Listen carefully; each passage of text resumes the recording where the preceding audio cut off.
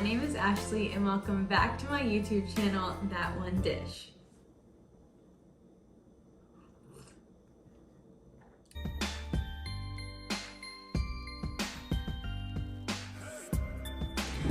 Today we are making my absolute favorite Christmas cookie of all time. Peanut butter snowball. Snowball. No, not that snowball. This snowball. It's called a snowball because essentially it's just covered in white chocolate and looks like a little snowball. And there's peanut butter inside. There's not that much to it, but I'm telling you, there's something about this cookie that's just amazing. Also, if you're lazy like me, this is a no-bake cookie, so you don't have to bake anything. This is not a family recipe. This is a long recipe in the making because at my first job, we had a cookie delivery during the holidays, and if you're from the north, or maybe they do this in other places, but especially here in the north, Christmas cookie platters are like a big thing. So we had one delivered and they just kind of stuck out to me. So I grabbed a few of them and I could not, for the life of me, figure out what these freaking cookies were. And I asked my coworkers and nobody knew. Nobody knew what they were. They knew they were delicious, they just didn't know what they were. And also, other than peanut butter and white chocolate, I couldn't really tell what else was in there because they're like crunchy inside. And finally, after months of researching, I finally figured out that they're these snowball cookies, and I'm gonna teach you guys how to make them because they are perfect for your next Christmas cookie platter or just something easy to make for Christmas Day for your kids, or honestly just a snack on yourself. So if you want to learn how to make these snowball cookies, keep on watching. So let's go ahead and get started.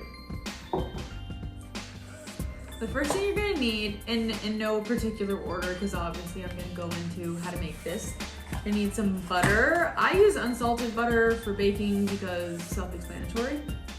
Some salt.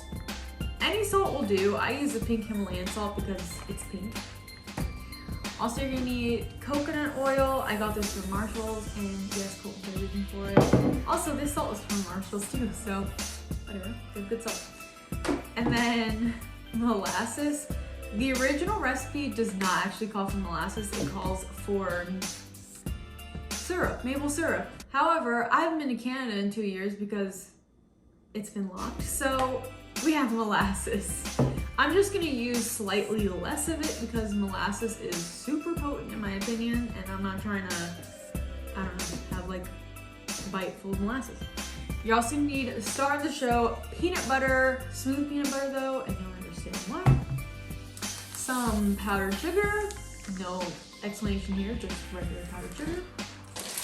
White chocolate chips, which we are going to melt down. Lastly, the thing that I couldn't figure out that was in the cookies and making them so delicious, graham crackers. And we're gonna crush these. That's it for the actual ingredients themselves, but you're also gonna need some tools. Now let's get all this stuff out of the way so I can show you what the tools that we're gonna need are. A measuring cup, or this is actually to pour the white chocolate over, and this is just like easy to pour out of, and it's glass to melt in, so one of these glass measuring cups, I guess. A little spatula. It doesn't have to be as aesthetic as this one, I just chose to be that way.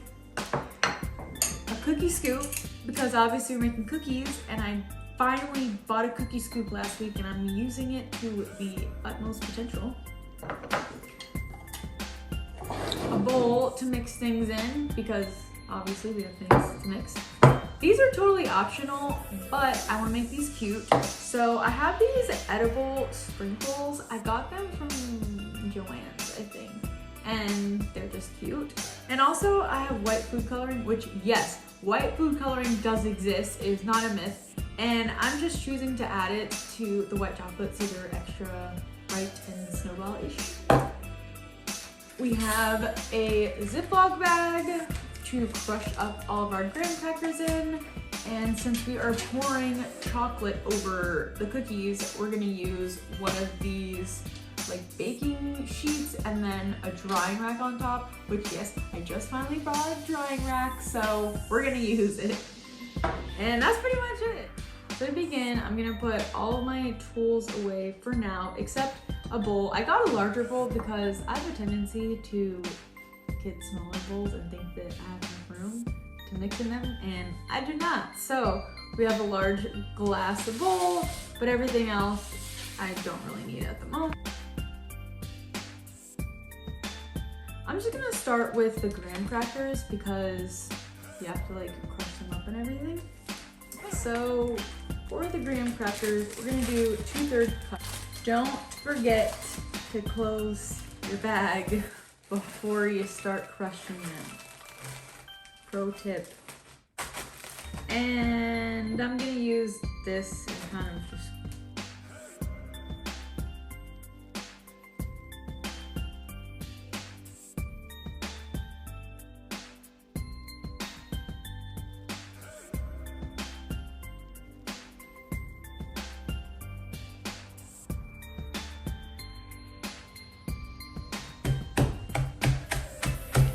okay, so I think these are all crushed up. You pretty much want it to be the texture of like sand because you don't want super large chunks of graham cracker in your cookies, but also you don't actually want like sand texture. So kind of like this, exactly like this. I didn't measure it out, but I feel like it should be good. So we're just gonna pour that into our bowl and not get it everywhere.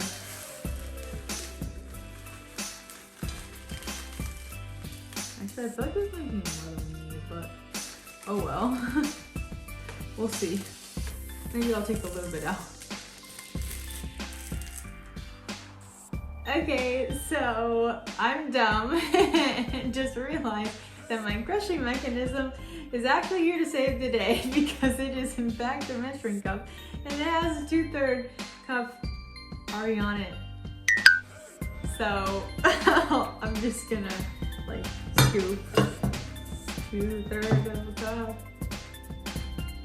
which is that much, and then that's all we need. So I'll put the rest away. Okay. So I got most of what was left in there, and now I have crushed graham crackers for like a s'mores cocktail. So you're welcome, future me. Just gonna pour the actual amount back into here and move this guy aside for now. Pretty much you're just gonna add all of your ingredients into here and then mix it together. So for the salt, you just need like a little pinch of salt. You don't want it to be super salty if there's already salt in the peanut butter, but I feel like every dessert calls for like a pinch of salt for some reason. Okay. The peanut butter. This is gonna be kind of tricky to get out because I don't know, I hate measuring peanut butter. I scooped out as much peanut butter as I could. It's around 1 1/3 cup. So I'm just gonna add that to our little crumbs. It's just so freaking hard. I hate like baking with peanut butter because it's so hard to measure. I don't know. Maybe it's just me, but thing we're gonna get is the powdered sugar, which is 2 cups, and I'm just gonna use my measuring cup.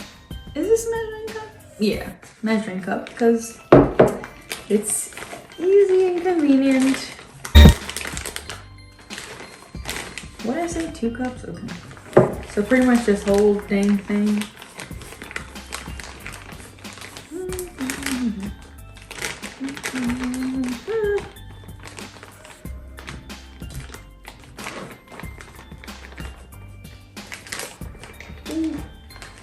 And try not to spill it all over the table.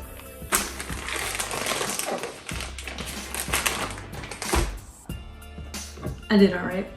And then just pour it in. It's starting to look snowball-like, but this is the interior, so it really doesn't make it look snowball-like. I just feel that way.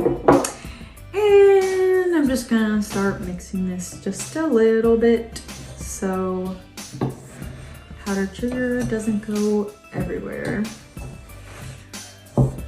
when we add the rest of our ingredients. Okay, so it's incorporated enough for my liking for now. And the next thing we're gonna need is 1/4 cup of butter, which is half of this. So you go slice this in half and microwave it, and I'll be right back.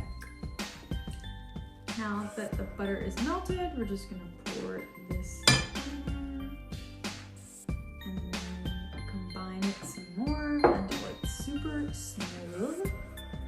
You can use a mixer for this, but one, there's just really not that much dough, and two, I just don't want it to get everywhere with the powdered sugar, so I'm just gonna mix it like a pilgrim by hand.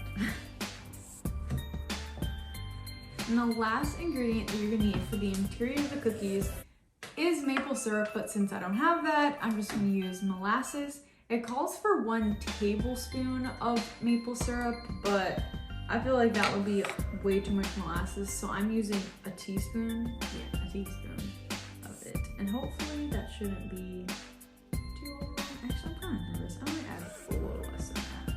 Because if you've ever had molasses, she's strong. So,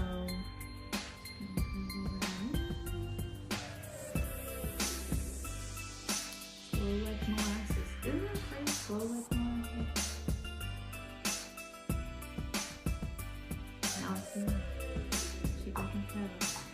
Okay, I think that's good enough. I'm gonna go ahead and mix this. I feel like molasses is one of those things that like nobody uses anymore. I don't know why. It tastes good. It's just strong. So we need to bring molasses back, in my opinion.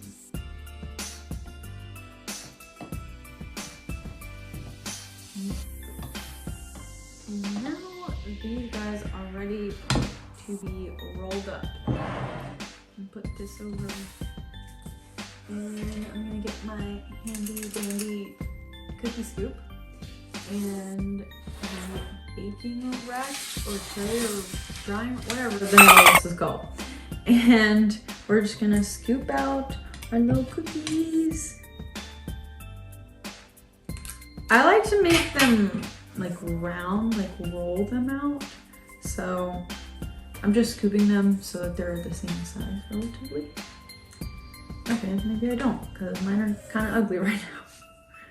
Hello? Why are they ugly? Maybe they'll get cuter later. But you're just gonna scoop these out and roll them, put them on here. So this is as much as I could get out of the dough. Bring this away and then dip these in there and then it'll just like sink through. But the reason that we rolled them is because there's like the crispy bits from the graham crackers and you don't want like weird lumpy cookies. You want them to be cute and smooth. So I'm gonna go ahead and take the white chocolate and melt that down. For the white chocolate, you're just gonna need 2 cups of it. So I'll go ahead and melt it down and be right back. So now that the white chocolate is melted, I'm going to put 2 teaspoons of coconut oil. I just have a half a teaspoon here, so I'm just gonna put 4 of these in there.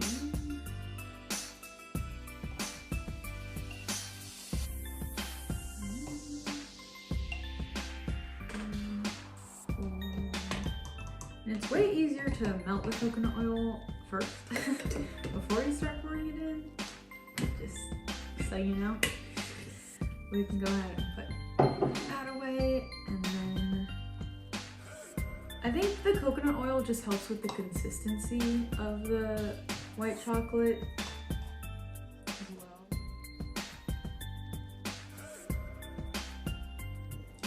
Okay, so now I put the white chocolate on there, super ugly, but I don't care, these are for me. And now I'm just gonna take my cute little stars and sprinkle them. Yes, these are 100% edible. They're just for aesthetic purposes. And they're done. Thank you so much for joining us on this episode of That One Dish, Christmas edition, and we'll see you next time. Bye!